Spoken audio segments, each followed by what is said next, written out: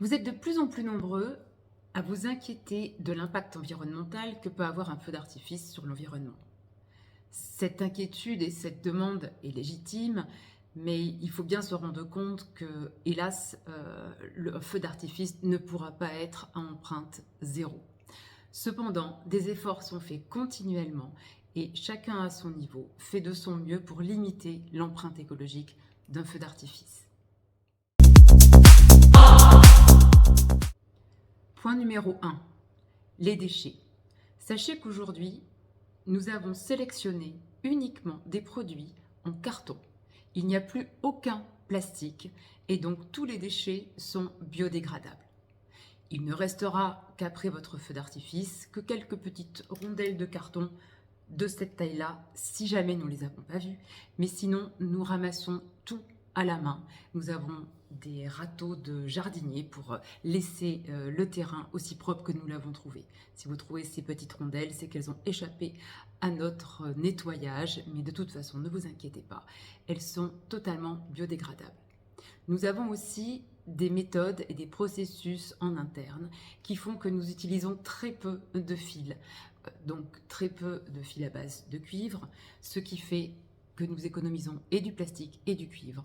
Et tout cela grâce à des méthodes que nous avons spécifiquement conçues pour limiter justement ce déchet de fil et de plastique que l'on pourrait avoir.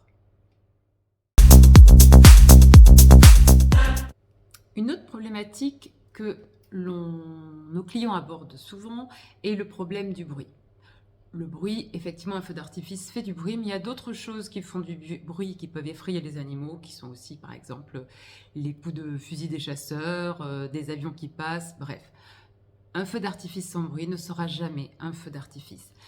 Nos clients aiment les feux d'artifice parce que ça pète, parce que ça fait vibrer à l'intérieur et que ça transporte. Nous sommes bien conscients que cela a un impact sur la faune autour du lieu de tir.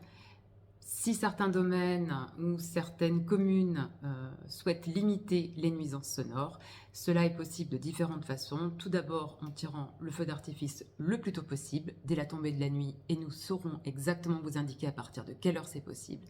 Mais aussi, nous pouvons tirer des feux d'artifice qui sont moins aériens, avec des produits de sol et des produits qu'on appelle aussi animal friendly.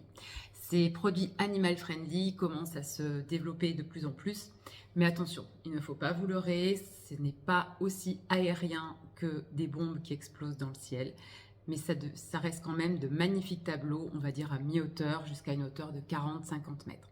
Donc on peut réaliser un feu d'artifice globalement silencieux, sans détonation, qui restera un feu d'artifice à mi-hauteur.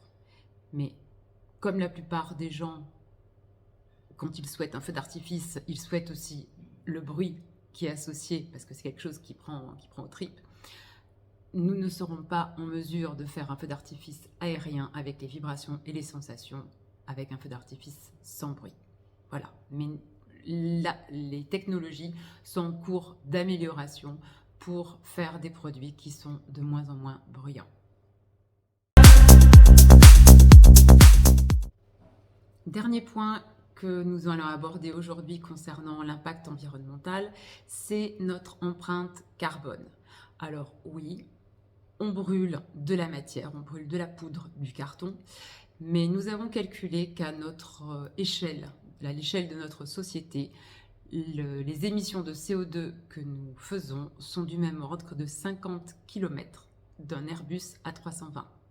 Je répète, l'empreinte carbone d'un Airbus A320 qui fait 50 km, c'est ce que nous cramons, nous, toute l'année avec tous nos spectacles.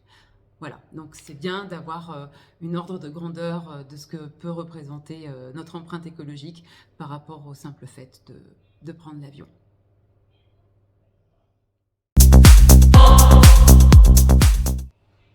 Voilà, j'ai fait un rapide tour d'horizon sur le côté environnemental de notre activité qui n'est pas des meilleurs, c'est évident, mais pour lequel nous sommes très soucieux et nous faisons notre maximum pour diminuer notre empreinte écologique. Si vous avez d'autres questions, n'hésitez pas à me les poser en bas de ce post. À très bientôt.